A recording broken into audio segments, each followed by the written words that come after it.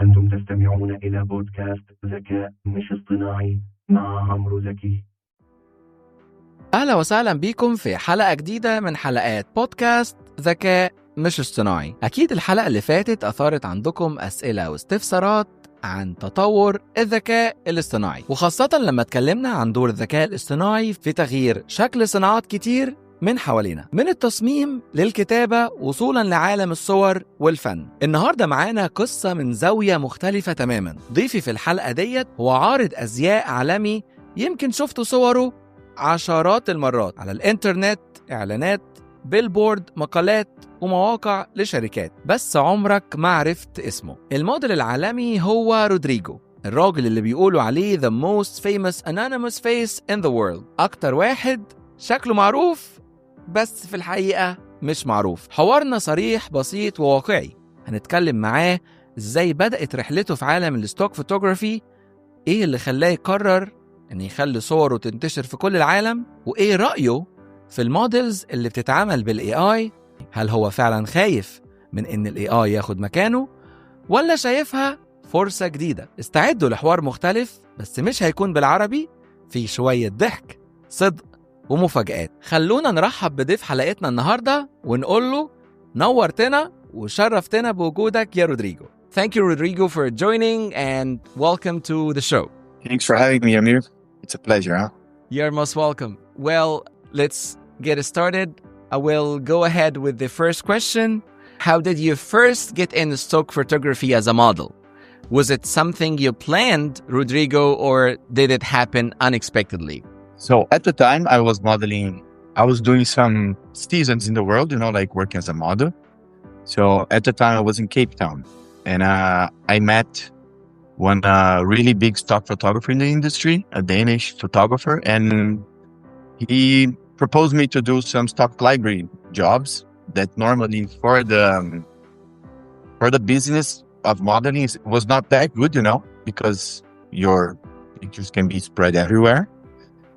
But we kind of did an agreement that he would keep me shooting me for the pictures for my whole life. He said, look, at some point, one day, you're going to stop modeling.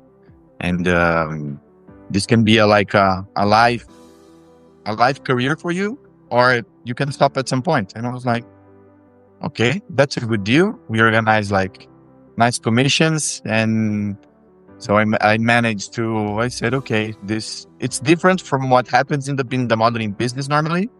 But I said, okay, maybe I'll join the boat, and that's when it started. I started shooting stocks and then never stopped. It happened unexpectedly. And would you believe if that happened again to you that you will become very famous worldwide? All my friends and all the people that know me, they call me the most anonymous famous. Because at the same time that I am known, I'm not, Everybody knows my face, but don't know my name. So, and it's actually good. Actually, it worked perfect for my personality because I'm not a big guy that I don't have the fame thing, behind my personality. Yeah, I can so see for me, it worked social perfectly. Media is very, very basic. Yeah. A dad with a family on social media. Yeah, and even my agency, Brazil, my modeling agency, they always you have to put some things on Instagram. You have to have come on, I cannot do that, I'm very laid down on that sense, That's great. But honestly speaking, we're very happy to see a very modest kind of model with that fame, speaking about the industry, about his legacy in this business, taking it very easy. It makes us feel great, to be honest. And thank you honestly for sharing. Some of the biggest challenges, Rod, you faced in this industry. In the start of my career, when I was modeling, it was changing a lot because it's always, you have a lot of no's and some yes. That's what happens a lot in the modeling industry, and that's okay. That actually helps you to direct your career better to where you actually want to be. So, when I started, most of castings and most of the way clients would meet us, it would be personally, and we should and we presented our book with pictures, everything. So from the start, I started actually not too young. I part the modeling industry. Like models start normally with like 16, maybe 15. I started modeling with 23 years old. So I was graduated already. So I was, I left the career I had to just go travel around the world as a model. And at that point, when I did that, I arrived to the modeling industry with a different perspective from most of the models. So for me, it was just a travel thing. So when we were meeting the clients, I understood as a business perspective that the book, it's how I present myself. And doing that, I could choose the pictures I want inside because those pictures were selling my image. So I understood that most of the models, they just go to the agency and they just, arrange my book for me and I go to the client, you know? And so I from the start, I tried to do that. And from that, I understood that I could control where I want to go in my career as a model. And when stock industry came to the scene, it just was a better deal for me because I understood that the modeling business wouldn't be my main thing for my whole life. So if I could keep to a longer stage or to a more permanent state in my life, that would be great. The difficulty, because you asked about the difficulty, was this swapping, you know, this exchange, because there was a lot of preconcept in the industry. If you do stock for modeling, so like a lot of the agencies, not the clients actually, it's more about the agencies because the clients, they were fine about it. They don't care too much if you do stocks or not. But the agencies, they were really against it and they didn't like because their images go everywhere. So I had that preconcept that I had to cover it. So the changing of my career was very nice. And I'm happy that I did the leap because that actually got me more jobs. Impressive. Well, I like how you actually took it from a chance and then you knew how to make it to a decision. You know how to say yes and when you say no, and you actually try to build your own kind of ideology and that reach to your visual identity. That's an amazing thing to hear. So from what you have shared, Rod, that takes me to my next question. Do you think the industry of stick photography has changed over the years? And if so, what's the biggest shift you have noticed? Is it technology? Is it the agency management? Or what do you have noticed? I believe the biggest change was exactly when I started shooting that stock, micro stock arrived, right? So the images, they were available for very cheaper price and to than it used to be. That was a very big shift. And the second shift, I think, was maybe 5 to 6 years ago when we could get really free images from sites. So, and then there was a shift for videos. And so video stock became the new thing, you know. So I think those two was the big leaps in stock photography because it was exactly, you can see like especially the photographers, they had to make those changes, and the ones that did those changes, they were more successful. So I think the biggest shift as well, this last one from stills to videos, it was a big shift because now, for example, the successful photographers that make a better earning in stock photography are the ones that did this change quicker from pictures to videos, you know, and produced the content, you know. I think those were the biggest leaps on the industry. Yeah. Great. My question for you about the impact of the artificial intelligence on stock photography. the AI-generated images, Rod, are becoming more realistic. My question here, have you ever come across an AI-created stock images that look identical to real models? Yeah, I've come to. Oh, you didn't even think. I was actually. Yeah. No. I came across it. Wow. And I actually was talking. We had a meeting yesterday, and on the meeting, I was talking about that, about our podcast today, and we had something that happened in the company some years ago. Not some years, sorry, 2 years ago, when 1.5 years something, when this started.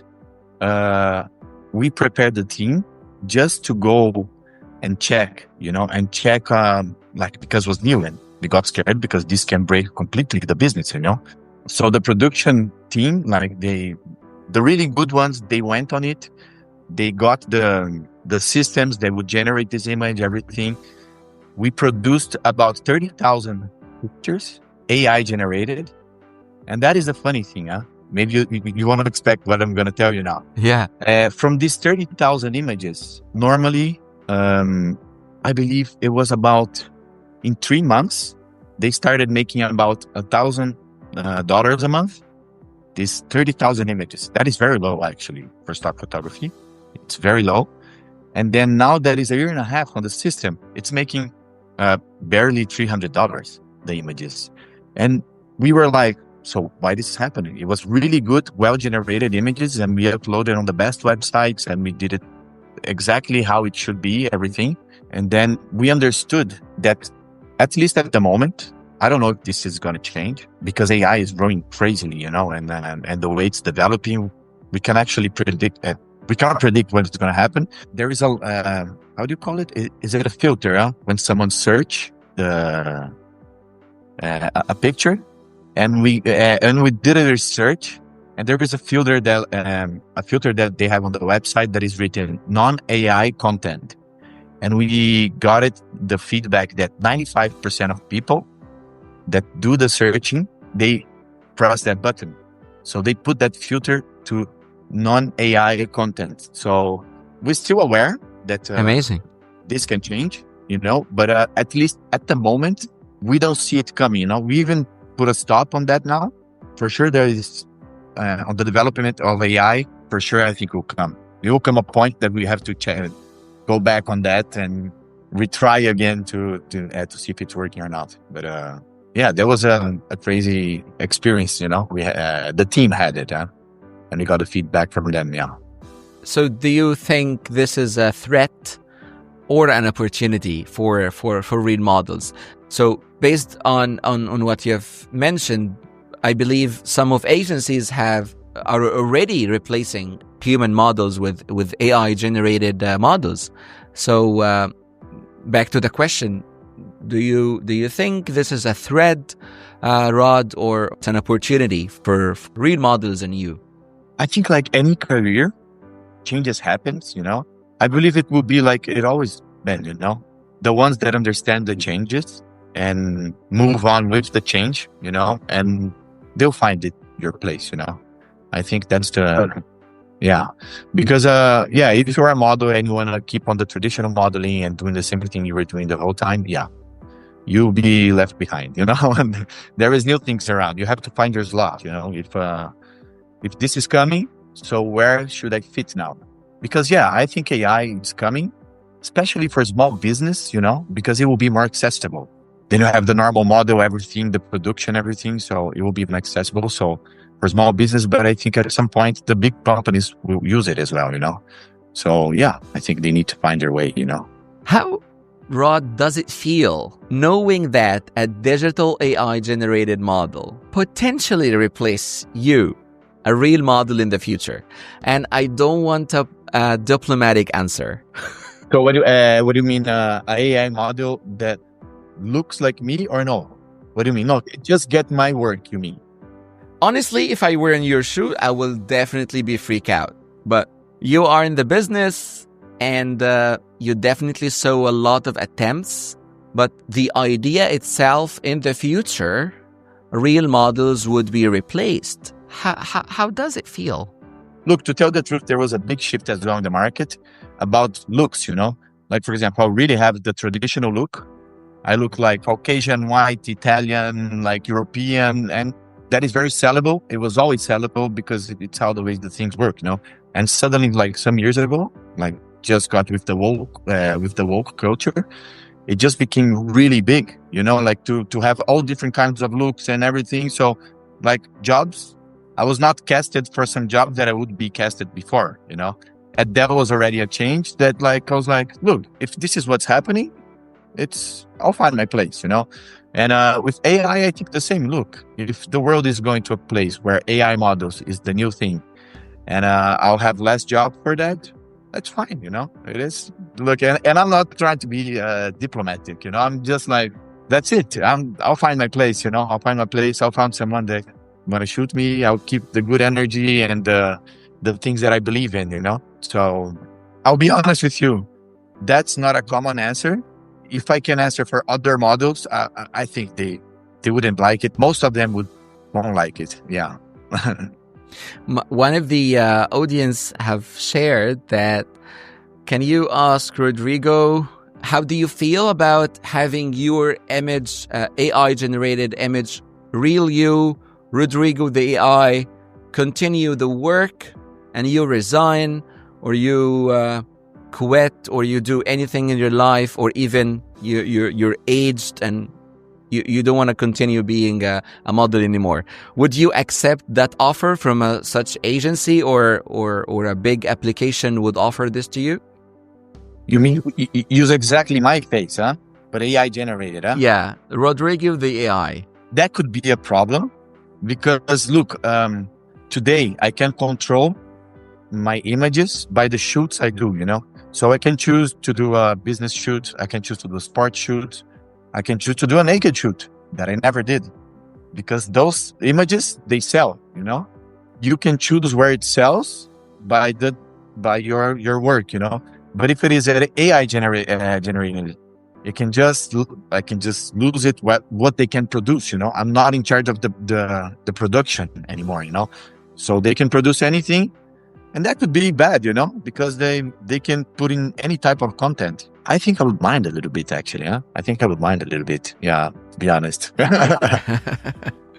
Well, now you got your answer, and that's a very good point. So it takes me to the ethical and legal consideration. So do you think there should be some laws protecting real models from having their images replaced or replicated by AI without consent? For sure. Yeah, I'm pretty sure that. I think in any area, in any type of area that AI will come to, I think it has to be some regulations. Otherwise, like people can just create whatever they want. It's and we're talking about people, especially in stock. So people have their own lives, and people, they don't want to have their image associated with anything and whatever. And if you have regulations, like even in stock today, we do have regulations, So why shouldn't we have AI? It's a new thing, So it's the same thing when Uber came and the taxis were so they were complaining so much. And look, every country needed to make their own new regulations, because that was new. So I think it's like just in a comparison, I think it's something like that, But we have to wait the things unfold, Some things we can predict, some things we can't predict, I think.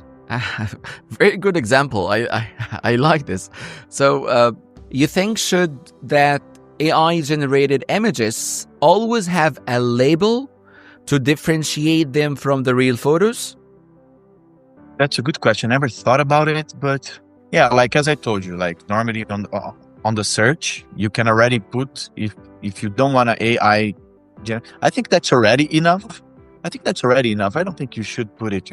I think it is necessary for the human beings. I think now looking from our side, not from the AI side, we should have the awareness to understand what is AI generated and what is not.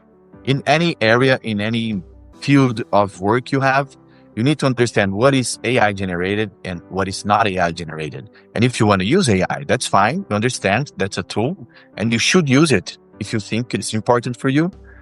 But you need to have the awareness to differentiate what is human and what is not, in any area, especially as well now. We're talking about pictures and image, like. From your point of view, what do you really think models should do to stay relevant in a world where AI is evolving fast? Do you guys need to get more in touch with the updates? You'll keep learning. You have some sort of strategies to implement in the industry so you can stay relevant and not left behind? That's a good question, huh? I think I would say that, for example, similar to what I said before, that like the models need to find their place. So to find that place, I believe you have to, because probably the people that will look, the clients that will look for the AI content, they are probably heading to one direction. And the people that are like the clients that are looking for more human content, I think they'll direct to the other side. So be aware of which client, because sometimes you're trying to work with a client that he's maybe directed to AI content, and he'll go that way, and you trying, but you're just trying to in the wrong place, So I believe if you want to really keep on going and keep fresh your career as a model, so like just look the clients that will keep on producing the human content and want human content. And that's one part, I think, And another thing, I think if we can try to merge both, somehow, that would be great, If part human, part AI, and...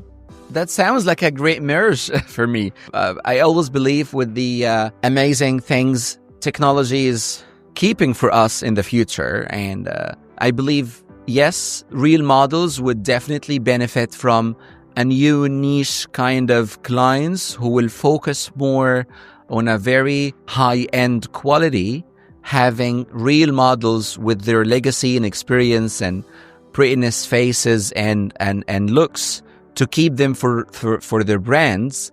And the other clients who are looking for, as you mentioned, the AI content would definitely have their own market share. But imagine, let me just, now it just came to my mind. Imagine how would be a shoot with a model and the AI, maybe they would have to materialize it, Imagine on set, it would be a robot probably with AI intelligence, But imagine a shoot like that. That would be fun, huh? Actually, you shooting with a robot? That would be fun, huh? Yeah, honestly, you nailed it, because that takes me to the next question. If AI-generated stock photos become mainstream, what impact will that have on professional photographers, not only models also? So we've been trying to think about the modeling industry, but you mentioned something about the shoots and the set. So photographers, how do you see their work will be affected? For sure will be affected, I'm pretty sure. It's a big change, huh? I think it's a good change. You know why? Why? Because stock is very systematic way of working. Why stock? It's being challenged with AI. Because it's a very systematic way of doing things. It's not too artistic, So I think one change that humans with AI in any area needs to this change has to be, it's becoming more artistic in everything that you do, I think that's part of the human, and that's how you can put your touch. That's how you can take things that are inside you and show to the world through artistic things. So for photographers, I think, look, just start like business-wise, start using AI, and generate your image through AI, and do both, and try to fit your business. But as a photographer, as a career, and as a way of living, look, be more artistic, man. Stop shooting just general things and be more artistic, That's what I would say, Explore the whole world is around you. Do you think you embracing this AI technology instead of fearing it can actually help models and photographers? So having that, implementing it in the industry, embracing it, that will help the models and photographers, you think? I hope it does, because I'll be honest, like, I'm not a guy that I am too negative or too positive. I try to be as real as I can, and AI is here, and you have to adapt. So I always have this mindset that, like, look, am I going to fight it? Like, why should I fight it? Why should I? It's better if I adapt and understand what's happening. And I hope they listen. I hope they listen that somehow, because if they don't, you will be like just taking the negative side or the positive side, And if you take too much the positive side, you just not be yourself anymore, because you just follow whatever is coming. And if you take the negative side, you'll be the taxi driver that is complaining about Uber and he doesn't have job anymore. You'll be that guy, and should merge,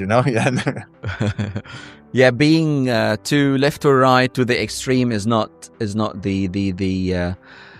the answer or even the solution. Better to be neutral, take it implemented, and try to see what's good for you and what's not. Adapt, man. Yeah. Great. Another question came. So the question here from the lovely audience says, if you had a chance, or let's say the choice, to collaborate with an AI-generated model for a big campaign, would you do it, Rodrigo?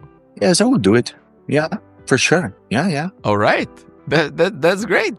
I have no setbacks, If look, I'm a curious human being, It will be a new thing. I love new things, Yeah, I would do it for sure. Amazing. No problems with that.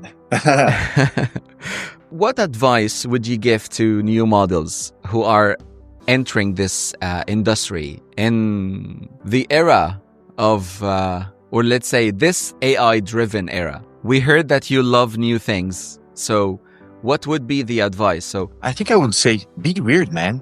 Just be weird, because there is this thing on modeling that, like, weird, when I mean weird, it's like, take that weirdness that you have inside of you and just put it out, because every human being has its own weirdness, and that sells. Because models, what is it exactly is modeling, It's like you show something.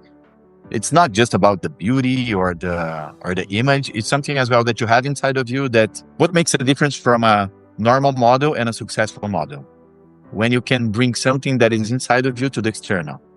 So if you can bring that out, I call the weirdness, but maybe you can, we can use another word, but like, if you can bring that weirdness out, that funny thing that you have inside, that everybody will look and say, that's Rodrigo. So I would say, always keep that bringing that out, Always keep bringing that out, because if you keep on doing it, you always improve. Amazing word.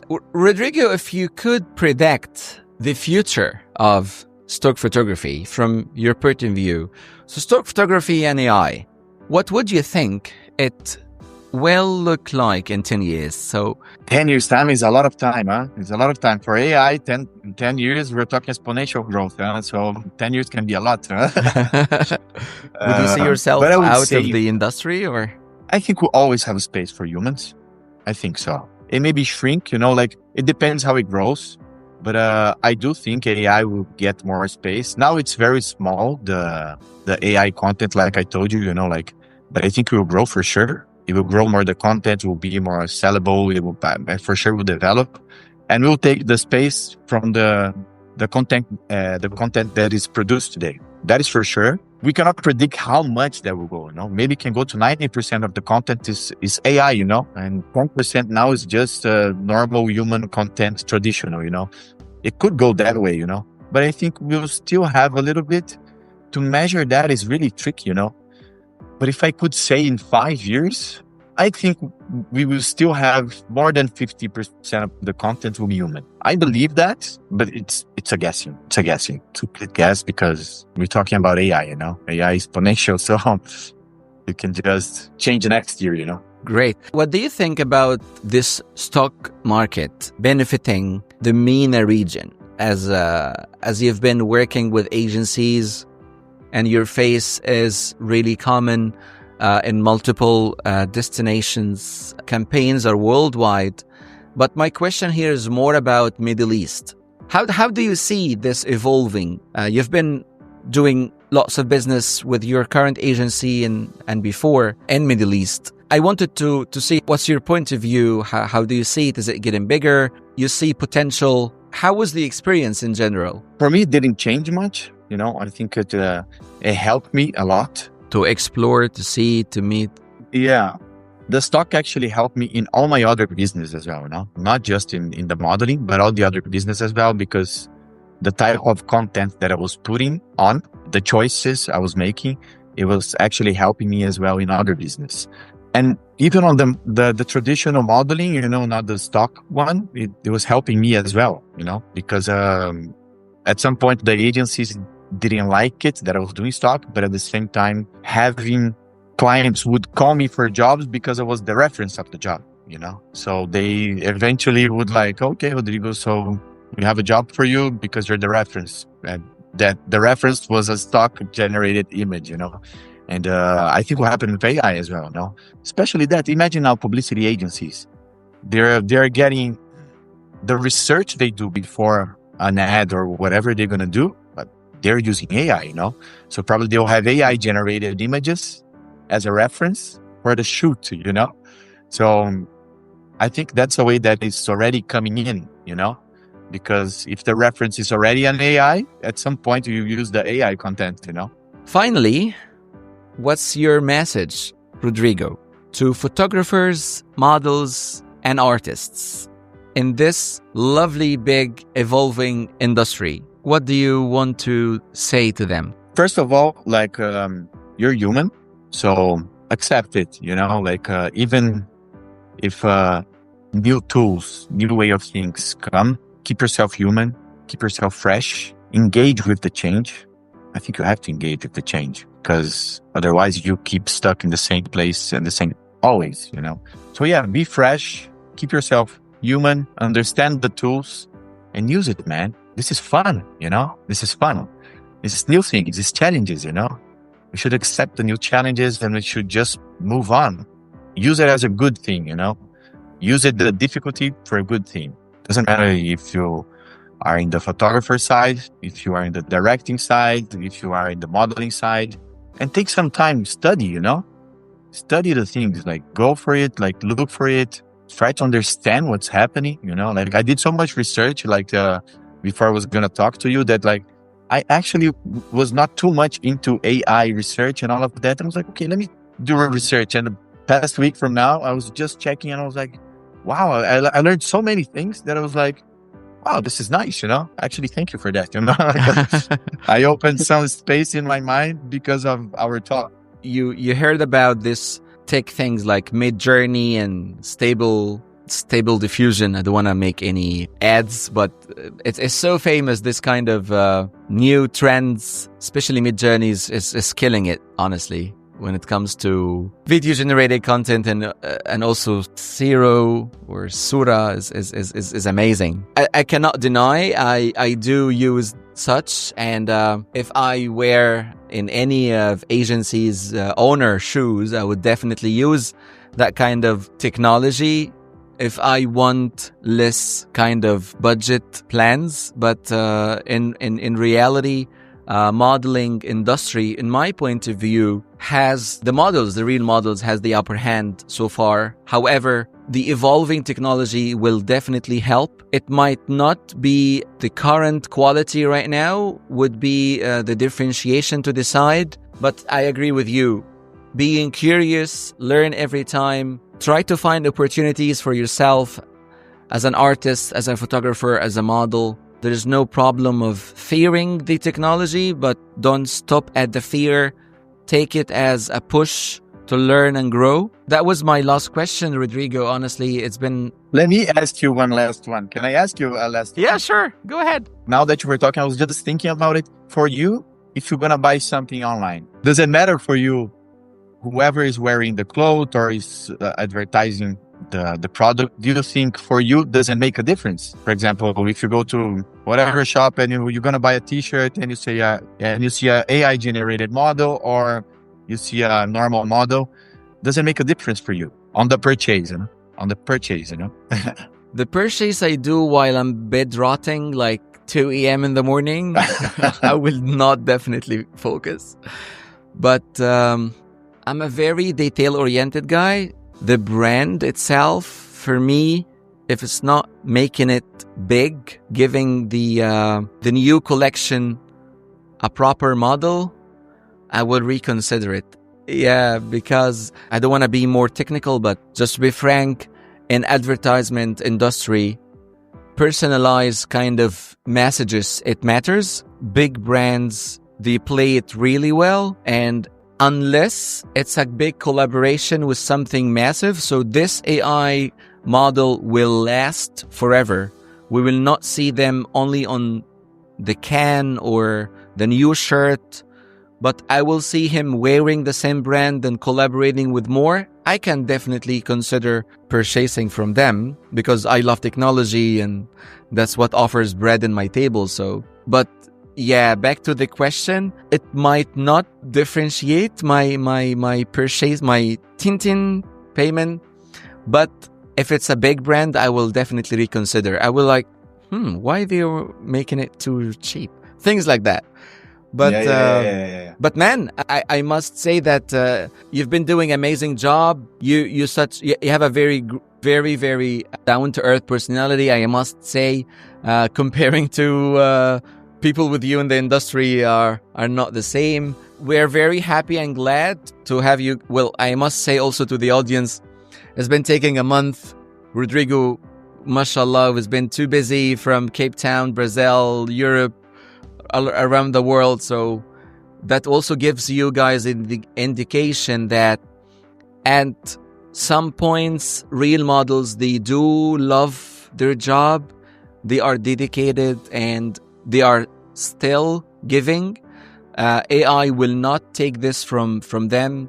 Happy to have you. And if you have any one last word you wanted to add, we're all ears. Thank you. Thank you for the opportunity. It was really nice to meet you as well and the whole team, you know. And I'm really happy with what you're doing there. And I hope this keep on growing and we can meet more and more and personally next time. That would be great. Sure. Thank you so much, Rodrigo. You say obrigado? Obrigado. ودي آخر نقطة كانت معانا النهاردة في بودكاست ذكاء مش اصطناعي. بنشكر ضيف حلقتنا الموديل العالمي رودريغو، صاحب أشهر وجه في صناعة الStock فوتوغرافي. كمان تقدروا تسمعوا ملخص لحلقتنا بالعربي. يا رب تكونوا استفدتوا وانبسطتوا في نفس الوقت. مبسوط إن قدرت أشارككم أفكار جديدة عن عالم التصوير وإزاي الصناعة بتتطور بالذكاء الاصطناعي. قصة نجاح الموديل كانت فعلا ملهمة، قدم لنا نصايح مفيدة وجديدة. لو عجبتكم الحلقة ما تنسوش تشتركوا وتقيموا البودكاست وتشاركونا آراءكم وأفكاركم عن مواضيع الحلقات اللي جاية. ولو ما عجبتكوش برضو قولوا لنا، وما تنسوش تكتبوا لي في الكومنتس ايه اللي تحبوا نتكلم فيه وايه آخر التجارب الطريفة في استخداماتكم للAI. أنا عمرو زكي وبقول لكم انبسطوا، نتقابل الحلقة الجاية. سلام يا مستمعينا الكرام. شكرا لاستماعكم للحلقة. كنتم تستمعون إلى بودكاست ذكاء مش اصطناعي مع عمرو زكي.